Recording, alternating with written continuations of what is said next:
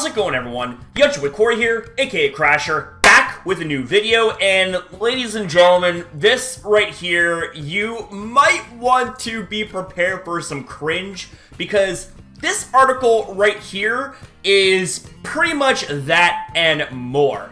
Let's get into this. So we ourselves an article on the Sam Mobile website that is titled, Samsung Pokemon Go players in the US and New Zealand can have fun like before. Pokemon Go players in the USA and New Zealand can now enjoy playing their favorite augmented reality game like they did before the pandemic, for better or for worse. Niantic, the developer of Pokemon Go, has released a new update for the popular mobile game, an update that reverts some of the changes made when the COVID pandemic started. Pokemon Go is an augmented reality game that uses the map of the real world as its game world, inviting players to go outside, hunt for Pokemon, and do battles with other players. To make the game playable during lockdowns, Niantic had previously tuned the game's mechanics in a way that would allow Pokemon Go players to enjoy the game from the comfort of their homes. Pokemon Go players in the USA and New Zealand need to go back outside. Niantic is now rolling out a new Pokemon Go update in the USA and New Zealand. The update will revert Pokestop and gym interaction distances to normal, 40 meters instead of 80 meters, and the frequency of buddy Pokemon gifts has been reduced to make up for the fact that players will now be collecting more items from outside Pokestops. Additionally, after the new update, incense effectiveness will be boosted only while moving. These changes to Pokemon Go are bringing the game back to its normal state pre-pandemic, at least in the USA and New Zealand, though more regions could follow soon. But oddly enough, not every Pokemon Go player is happy with these latest changes, and it was more convenient playing the game from their homes, even if this kind of defeats the purpose of Pokemon Go, one of the most social mobile games in existence. Okay. So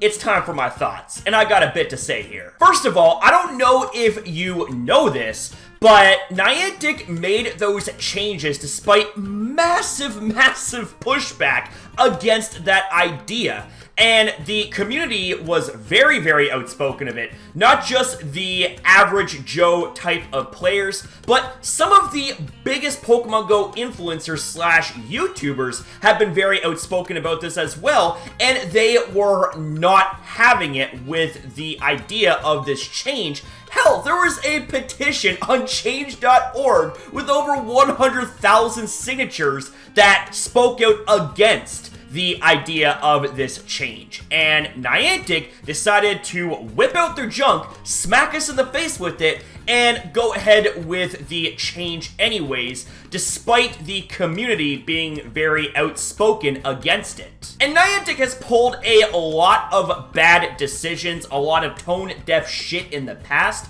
but this right here was one of the worst examples of bad decisions, tone deafness, a lack of acknowledgement of the community's concerns, and it was the straw that broke the camel's back. Like, the dam has broke when it comes to community outrage against Niantic, and rightfully so. And also, when it comes to the increased interaction distance radius, there are a lot more pros than there are cons when it comes to this feature right here, because keep in mind, the pandemic is still very much a thing throughout the world, alright? And also, there's apparently a Delta strand that is now taking place. It's now going to be a thing as well. So here's the thing, is that we are not out of the woods yet when it comes to the pandemic, okay? So when it comes to the increased radius, you allow for players to interact with the stops and the gyms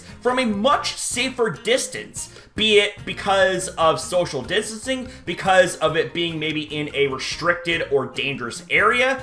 You know, things like that. And also, let's not forget about the players that have disabilities that might not be able to get from point A to point B successfully, and they rely on the increased distance radius to be able to have a chance at playing the game that they should be able to play, disability or not. And another thing I want to point out here is that Niantic straight up lied to our faces. Here's an example. Let me pull up this image right here so you guys can see, and I'm going to read you guys here, taken from the Pokemon Go Live website.